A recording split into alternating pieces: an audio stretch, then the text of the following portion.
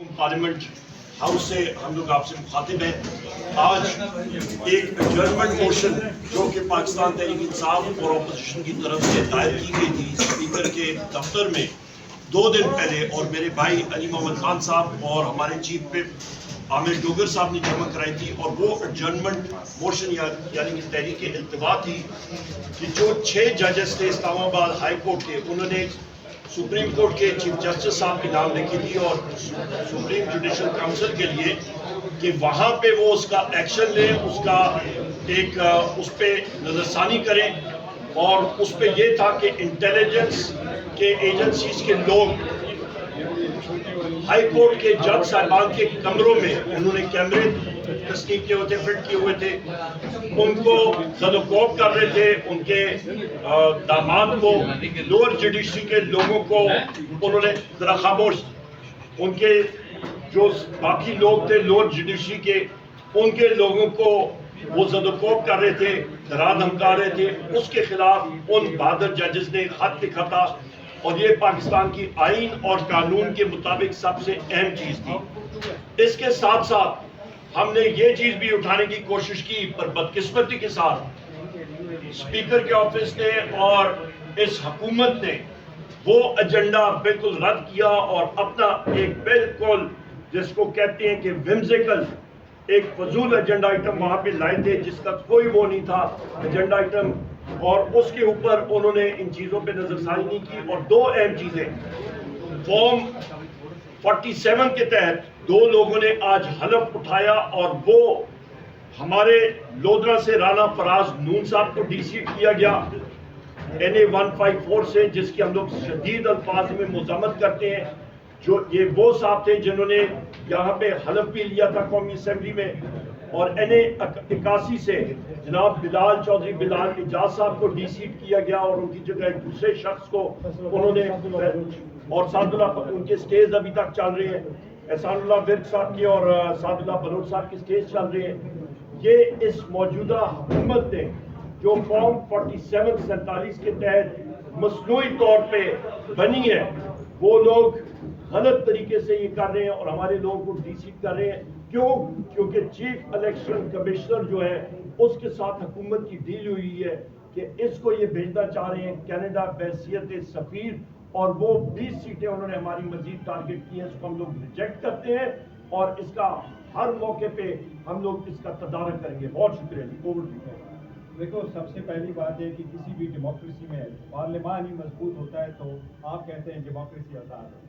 और ईमान तब मजबूत हो जाता है जब पब्लिक इंपॉर्टेंस के सारे इशू आप ईमान के फ्लोर पे डिस्कस करते हैं और इस पे बहस करते हैं। जो जर्मन मोशन हमने दी थी वो अदलिया की आज़ादी रिलेटेड, क्योंकि जज साहिबान ने जो लेटर लिखा है उसमें 2 चीज़ों का जिक्र किया कि पॉलिटिकली मोटिवेटेड केसेस में इंटरफेरेंस हुई है, और साथ ही साथ ये कहा है कि न सिर्फ ये इंटरफेरेंस हुई है बल्कि ये कहा है कि उसमें इंटरफेरेंस हो रही है। ऐसे इस किस्म के जर्मन मोशन को ना अलाउ करना, उस पे पार्लियामान में बहस न करवाना, इस बात का सबूत है कि मौजूदा हुकूमत इस अदलिया के इंटरफेरेंस में के बुनियादी जुर्म में बराबर का शरीक है। हुकूमत पे उंगली उठी है, हुकूमत को मुल्ज़िम ठहराया गया है। अब सुप्रीम कोर्ट ने जो मोटो दिया है हम उसको खुशाइन समझते हैं, लेकिन सुप्रीम कोर्ट से हमारी इब्तिदा है कि आप लार्जर बेंचेस से बनाएं। पहले इस किस्म के केसेस आए वो मिनिमम 9 या 12 जजेस सुनते रहे। आप भी मेहरबानी फरमा लें 12 जजेस की फुल कोर्ट सुप्रीम कोर्ट बैठे और इसके तरीके से इकदाम करें, क्योंकि ये एक ओपन और शट केस नहीं है। जिस तरह प्यार मोहम्मद चौधरी साहब डिस्पोज हो गए उस वक्त एक ही आवाज़ थी कि जिस वक्त आप उसको रिस्टोर करेंगे तहरीक खत्म हो जाएगी। ये इस किस्म का केस नहीं है। बड़े सारे ऑर्डर करने पड़ेंगे, इकदाम करने पड़ेंगी ताकि मेक श्योर हो जाए फ्यूचर में कोई अदलिया में इंटरफेरेंस ना करे, अदलिया को जेर ताब और ट्रायल प्रेशर कोई ना लेके आए। ये लाजम है। आज हमने इवन पार्लियामेंट की पार्टी ने भी ये फैसला किया था कि हमारे किसी हमें कोई गुमनाह किस्म का फोन कॉल आएगा, हम उसी को भी सुप्रीम कोर्ट और हम पार्लियामान के सामने लेके आएंगे। पार्लियामान के फ्लोर पे इसकी बहस करना बहुत लाजम है। हम दोबारा मुतालबा करेंगे कि नेक्स्ट डेट से भी हम भरपूर मुतायरा करेंगे कि इसके हर सूरत इस पार्लियामेंट में हमने बहस करनी है। आप लोगों ने पहले भी देखा होगा कि नियम की जो हुकूमत थी सारी सब जुड़े हुक्म पे जजेस में भी ये बयान करते थे। आज अदलिया की आज़ादी की बात आई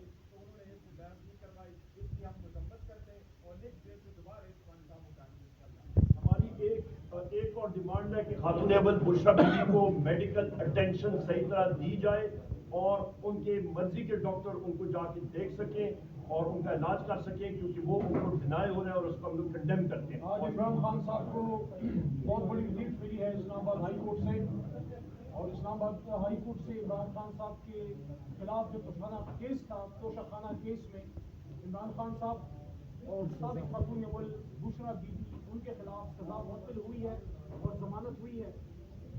پوری قوم کو خوشی ملی ہے، لیکن سوال بھی کھڑے ہوئے ہیں کہ عمران خان صاحب کا اتنا ٹائم قوم کا کیوں ضائع کیا گیا، اور وہ شخص جس کے ایک دستخط پہ کروڑوں روپے لوگ نچھاور کرتے ہیں، کبھی شوکت خانم کے نام پہ، کبھی نمل یونیورسٹی کے نام پہ. کیا عمران خان صاحب کرپٹ ہو سکتے ہیں جب سپریم کورٹ نے خود ان کو صادق اور امین ڈکلیئر کیا تھا؟ آج اسلام آباد ہائی کورٹ سے ایک فیصلہ آیا ہے جس سے امید بنتی ہے کہ انشاءاللہ عمران خان صاحب کو سائنس کے جھوٹ کے پلندے سے بھی نجات ملے گی. القادر ٹرسٹ کیا ہے؟ دیکھیے، آپ کے سابق وزیر اعظم عمران خان صاحب نے ٹرسٹ بنایا. ٹرسٹ کا مطلب یہ ہوتا ہے